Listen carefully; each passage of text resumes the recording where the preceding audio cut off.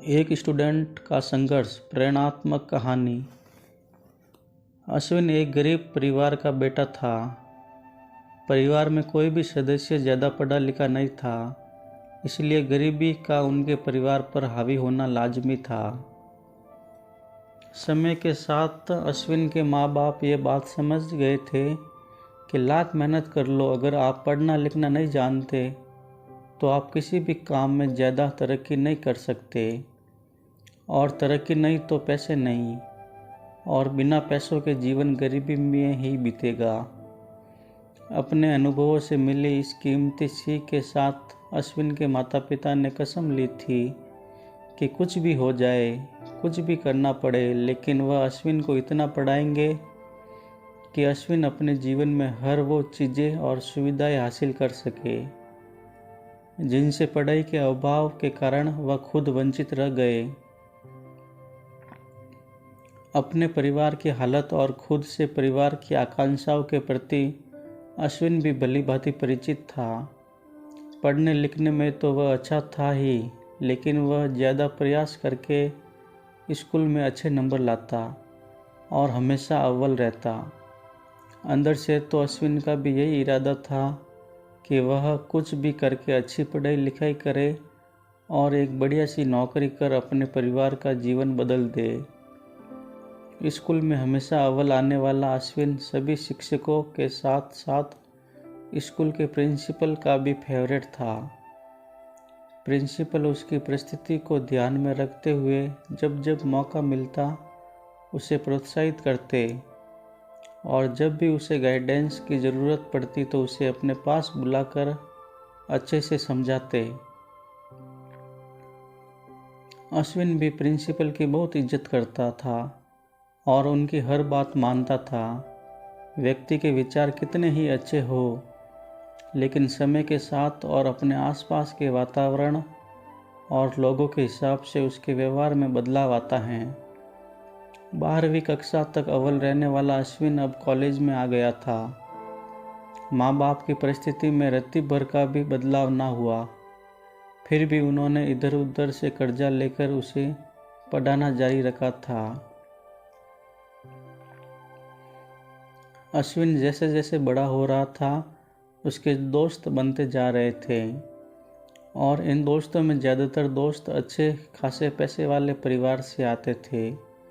इन दोस्तों के शौक और व्यवहार कुछ अच्छा था नहीं, यानी कि सीधे सीधे कहो तो अश्विन अब बुरे दोस्तों की संगत में पड़ गया था। संगत का रंग तो हर इंसान पर चढ़ता है। अश्विन भी उसके दोस्तों की तरह बुरी आदतों का शिकार होता गया। वह अपने माँ बाप की मजबूरियों को नज़रअंदाज करके उनसे पढ़ाई के नाम पर पैसे मंगवाता था और मौज शौक करता। एक दो बार उसके माता पिता को उस पर जब शक हुआ तो उन्होंने अश्विन को समझाने की कोशिश भी की, लेकिन अश्विन ने उल्टा उनका अपमान करते हुए उनसे कह दिया था, मुझे सिखाने की कोशिश मत कीजिए, मुझे सब पता है, मैं अच्छे से जानता हूँ कि मुझे क्या करना है। अश्विन अब पढ़ने लिखने में भी ज़्यादा समय ना बिताता। जैसे कर्म करोगे वैसा ही फल मिलेगा। अश्विन अपने कॉलेज के पहले साल में ही फेल हो गया। हमेशा अपने स्कूल के दिनों में अव्वल आने वाला अश्विन जब फेल हो गया तो उसका अभिमान टूट गया, और ना सिर्फ उसका अभिमान टूटा, वो खुद भी अंदर से पूरी तरह टूट गया। वो ना अपने माता पिता से, ना अपने दोस्तों से, और ना ही खुद से नज़रें मिला पा रहा था। उसने अब अपने आप को दुनिया से अलग कर लिया। अश्विन एक कमरे में ही बंद रहने लगा। वो ना बाहर निकलता, ना किसी से मिलता, ना अब कॉलेज जाता। अश्विन के माता पिता को लगा था कि थोड़ा समय बीतने के बाद धीरे धीरे अश्विन नॉर्मल हो जाएगा, लेकिन ऐसा नहीं हुआ। 2 महीने बीत गई, लेकिन अश्विन अभी भी घर से बाहर ना निकलता। तब उन्हें अश्विन की चिंता होने लगी। अश्विन के माता पिता ने काफ़ी सोचने के बाद अश्विन के लिए कुछ करने का फैसला किया। अश्विन के माता पिता ने यह खबर अश्विन के स्कूल के प्रिंसिपल तक पहुंचा दी ताकि वह अश्विन को समझा सके। प्रिंसिपल ने एक दिन अश्विन को अपने पास उनसे मिलने के लिए बुलाया। हालांकि अश्विन अब किसी भी व्यक्ति से मिलने में इंटरेस्टेड नहीं था, लेकिन वह प्रिंसिपल की बात कभी नहीं ठुकराता था। बेमन से ही सही, अश्विन प्रिंसिपल से मिलने के लिए उनके घर पर चला गया। अश्विन जब प्रिंसिपल के पास पहुंचा तो प्रिंसिपल अपने घर के आंगन में अंगीठी के पास बैठे थे। प्रिंसिपल ने अश्विन को अपने पास बैठने के लिए कहा।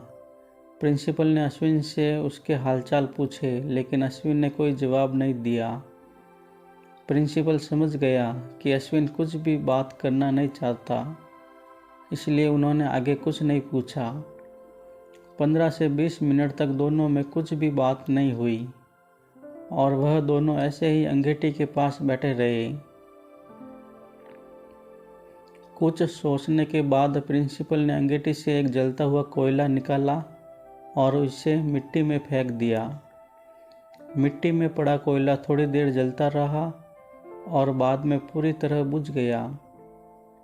अश्विन प्रिंसिपल की यह हरकत बड़े कौतूहल से देख रहा था। उससे रहा नहीं गया और उसने प्रिंसिपल से बोला, सर आपने यह क्या किया? कोयला अच्छा खासा अंगीठी में जल रहा था, आपने उसे बाहर मिट्टी में फेंककर जाया कर दिया।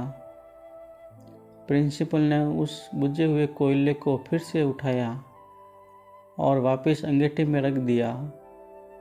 थोड़ी ही देर में वो कोयला फिर से जलने लगा।